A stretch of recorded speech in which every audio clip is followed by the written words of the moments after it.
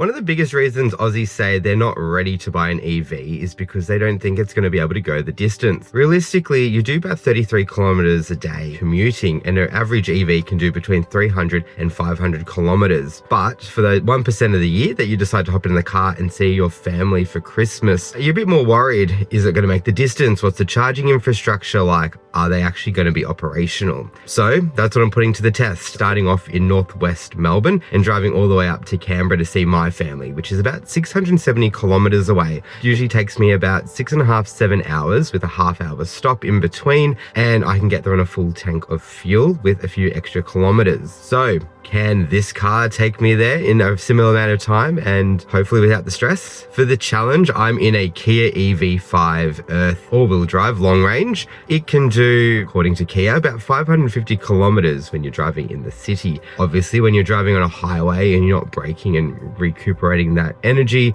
you're going to go a lot less. So we're going to pack up the car full of stuff and make our way north to Canberra. So stick along for the ride with us and see if we make it there in one piece.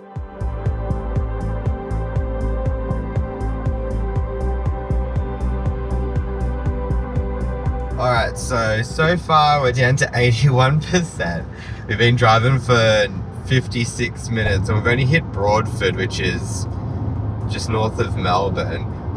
So it's about 230 odd kilometers to Wodonga, which is where we're planning to stop.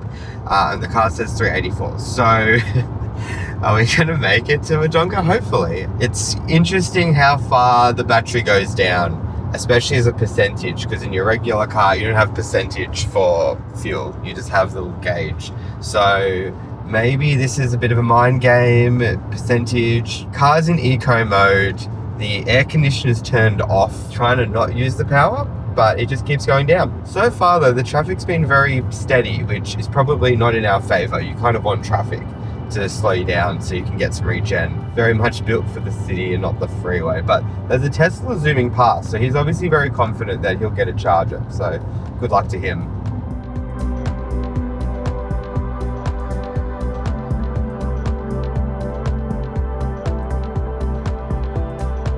Alright, so we're about 55% of the battery down and about 2 hours into the drive. We're just coming up to Violet Town, famous for killing Heidi.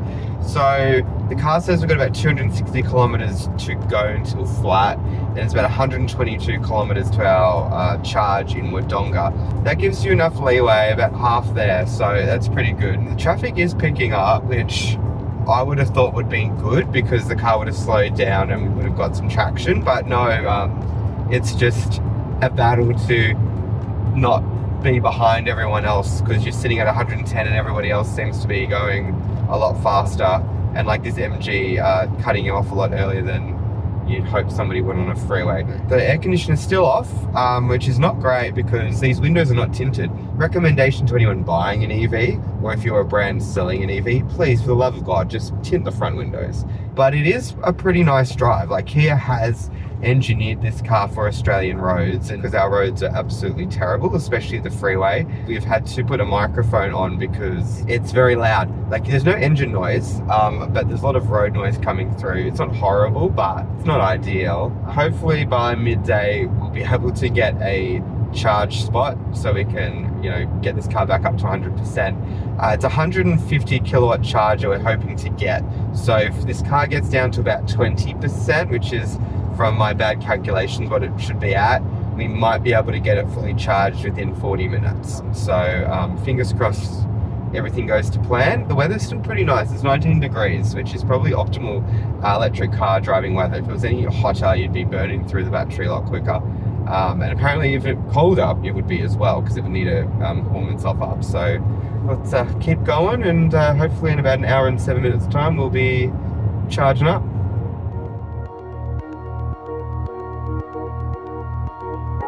So we've made it to Wodonga, 24% battery, 100 kilometers left, which is actually pretty good. And now it's the moment of truth, whether there will be a EV charger for us. And it looks like no spots available. Oh, is there two in that one, or? There is two in this one. Okay. This one should have been on that one, and that space should have been. Yeah, that's fun. Oh, that's alright. Yeah, so at least at the EV community, they're very friendly, which is nice. Tesla owners. So we're in Wodonga at the charging station, and an interesting thing is apparently these EV chargers can charge 2 cars at once, but as you'll see, they haven't really designed the spots to accommodate 2 cars per charger.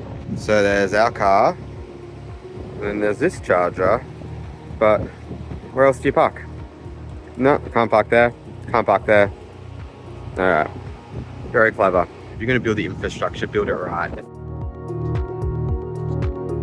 So we've just finished our first recharge. So on a regular road trip, I'd probably spend half an hour. So this time we got here, we plugged the car in. It said it would take about 50 minutes from 20% or whatever to 100%. And it was smack on with that. We're back up to 448 kilometers left, which is great.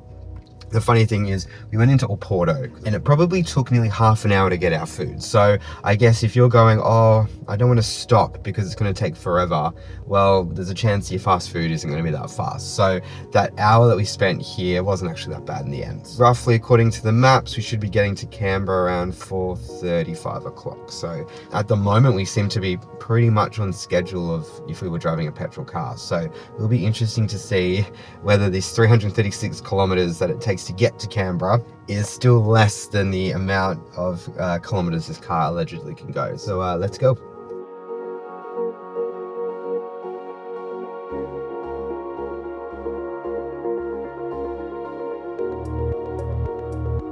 Alrighty, so we have 88 kilometers left of charge. Luckily, there's only 30 kilometers to get to Canberra.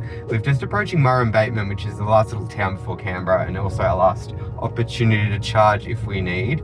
Thankfully, we don't, and thankfully it's a 50 zone because there's a bit of traffic and we're getting a bit of charge back, so that's great. The drive so far has been pretty good. I'm pretty impressed that we've, been able to do it this far. We have had to turn the aircon on, even though it's only 21 degrees outside. Because there's no tinting, it has gotten pretty warm in here, so obviously that lops off a few kilometers. I will touch on some things I don't like about this car. I know it's on a review, but I can't help myself. The air conditioning and the climate control, there's a little screen here on the side and you cannot see it. So if you do try and need to use it, you do have to put your head around and try and figure it out. You can touch it with your finger, and there are buttons on the dash as well, but it is not very clever. Also, the touch bar underneath the infotainment screen, which looks cool, but when you actually want to touch the screen, which is also quite far away from you, you do lean on it and then end up finding yourself 7 menus deep into somewhere where you didn't want to go. Speaking of the amount of binging and bonging this car does, you do need to go and turn them off. And you do have to do that every time if you do not log yourself in. And obviously it's not our car, so we haven't logged ourselves in. And it does get quite annoying.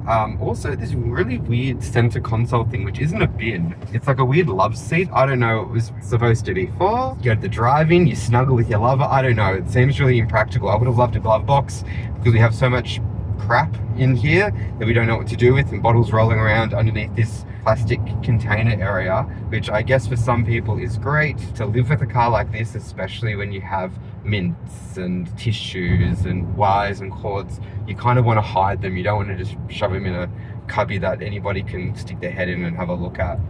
Besides that, the car drives really well, so that's one pleasure that has been on this trip. Kia's system, it just works. Annoying as the binging and the bonging is, the lane keep is great, the auto cruise control is fantastic, it's not really jerky, it's very smooth, so that has been great. As I said, I would have really loved some tinted windows. Alrighty, we've made it to Canberra, 49 kilometers to spare, 11% left. It basically took us 7 hours and 40 minutes. So a bit longer than the usual one, but we did pretty well. You can drive Canberra and Melbourne with one stop in between. It's a lot of effort. Obviously, you do want to make sure you've got some icy poles or something, because if you're not using the air conditioning, then you're kind of stuffed. Probably on the way back, we might try a different technique where we do a few different stops on the way and see what that's like.